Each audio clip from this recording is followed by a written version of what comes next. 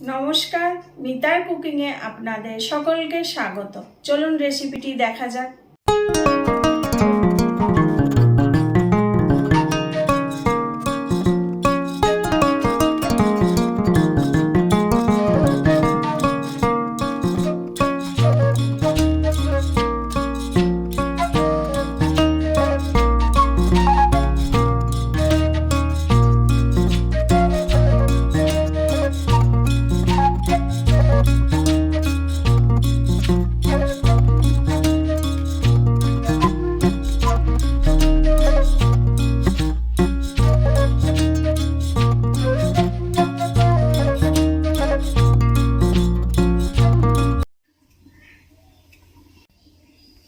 চলে এসেছি বাইরের রান্নাঘরে রান্না করতে। এখন দুপুরবেলাকার রান্না হবে রুই মাছ দিয়ে, ফুলকপি দিয়ে আর আলু দিয়ে ঝোল রান্না হবে।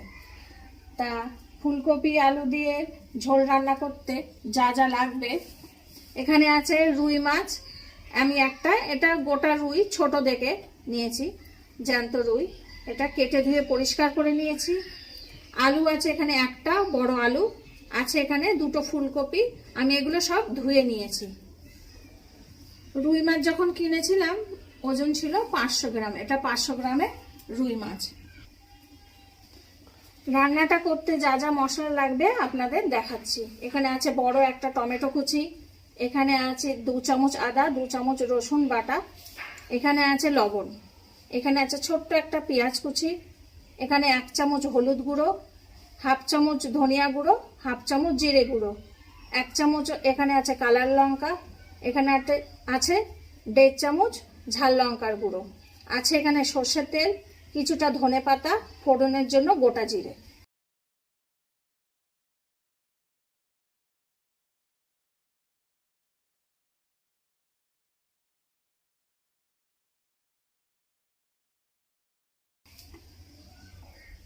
প্রথমে আমি মাছটাকে লবণ হলুদ দিয়ে মাখিয়ে নেব। 1/2 চামচের কম আমি লবণ নিলাম, এখানে 1/2 চামচেরও কম আমি হলুদ গুঁড়ো নিচ্ছি। মাছটাকে এবার মাখিয়ে নেব, কিছুক্ষণের জন্য রেখে দেব। 10 মিনিটের জন্য এটা আমি রেখে দিলাম। উনুনটা ধরিয়ে দিয়েছি, এবার আমি কড়াই বসিয়ে দেব। কড়াই গরম আছে, মাছ ভাজার জন্য আমি তেল দিয়ে দিলাম। তেল গরম হোক, আপনাদের দেখাচ্ছি। তেল গরম হয়ে গেছে, এবার আমি মাছ দিয়ে দিচ্ছি।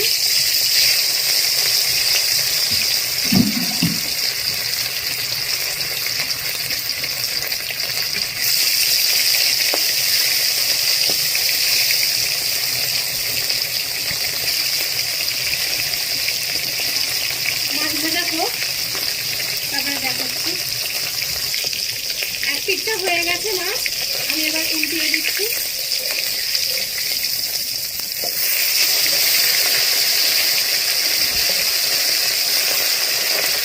আরেক পিঠ ভাজা হোক, আপনাদের দেখাচ্ছি।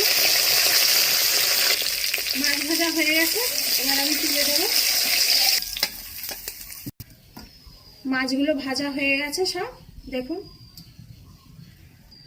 এই মাছের তেলেই আমি ফুলকপি আলু ভেজে নেব।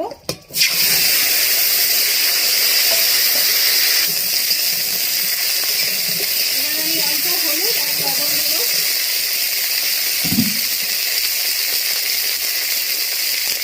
1/2 চামচেরও কম দিচ্ছি লবণ।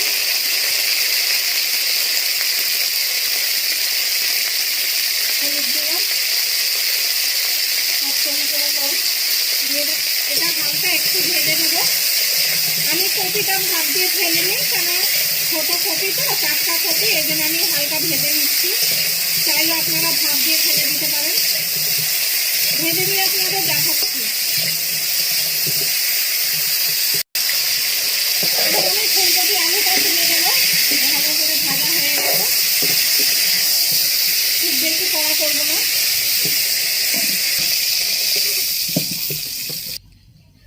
আমি ফুলকপি আলু ভেজে তুলে নিয়েছি, কড়াইটা পরিষ্কার করে নিয়েছি। এবার নতুন করে তেল দিচ্ছি। তেলটা গরম হোক, আপনাদের দেখাচ্ছি। এই দেখুন ফুলকপি আলু ভাজাটা আমি ভেজে নিয়েছি।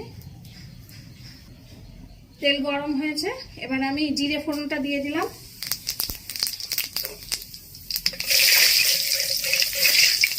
একটু নেড়ে নিলাম। এবার ছোট্ট একটা পেঁয়াজ কুচি দিয়ে দিচ্ছি।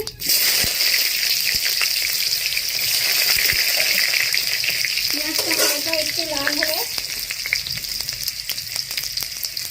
হালকা লাল হয়েও গিয়েছে, এবার আমি টমেটো কুচি দিয়ে দিচ্ছি। টমেটোটা নরম হলে তারপর আমি মশলা দেবো। এই সময় আমি একটু লবণ দিয়ে দেবো, 1/2 চামচ লবণ দিয়ে দিলাম।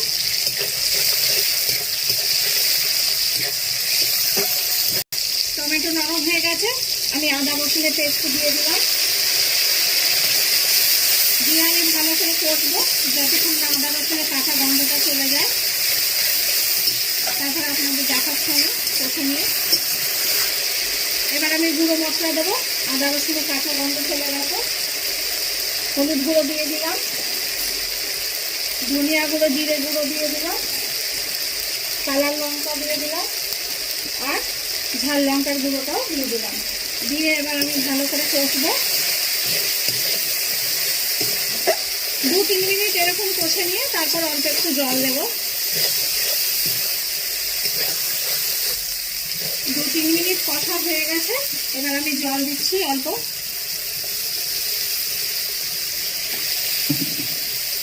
জল দিয়ে এবার কষবো। কষা হয়ে গেলে আপনাদের আমি দেখাচ্ছি।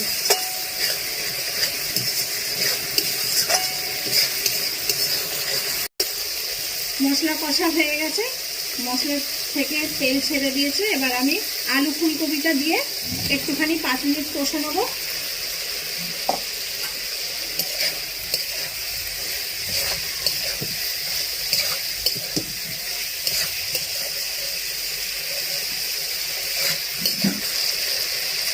আমি এই কষার সময় 1/2 চামচ লবণ দিয়ে দিচ্ছি।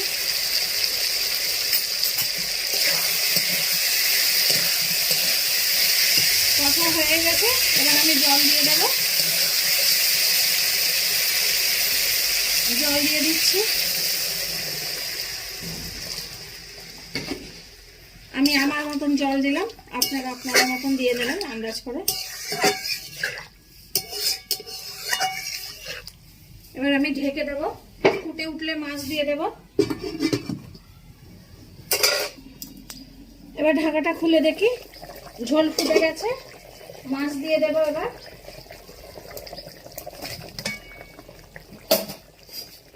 মাছ দিয়ে দিলাম।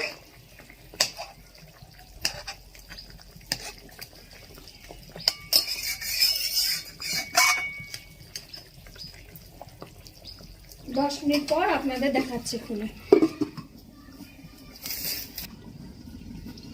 এবার 10 মিনিট পর আমি দেখছি মাছটা হয়ে গেছে। এবার আমি নামিয়ে দেবো।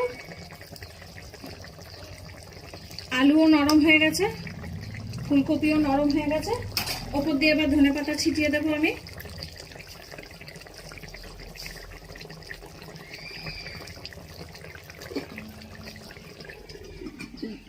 এই রান্নাটা করতে আমার 25 মিনিট সময় লেগেছে।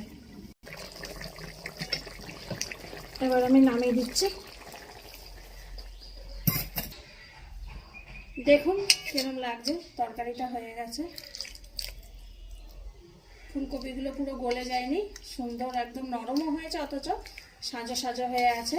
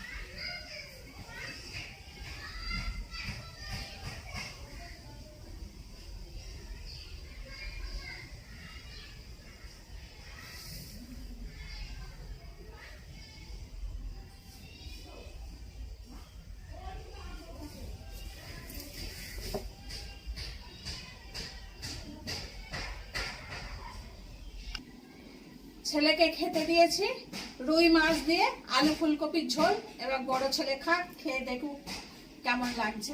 এবার টেস্ট করি। ফার্স্টে খুব সুন্দর একটা ধনেপাতার গন্ধ আসছে,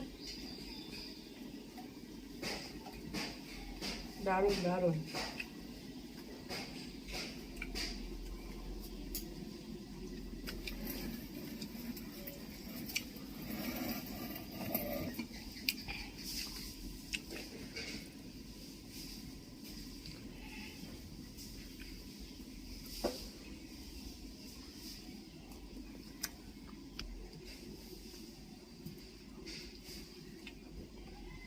হেব্বি হয়েছে। আমার মাছ দিয়ে ফুলকপি খুব ভালো লাগে।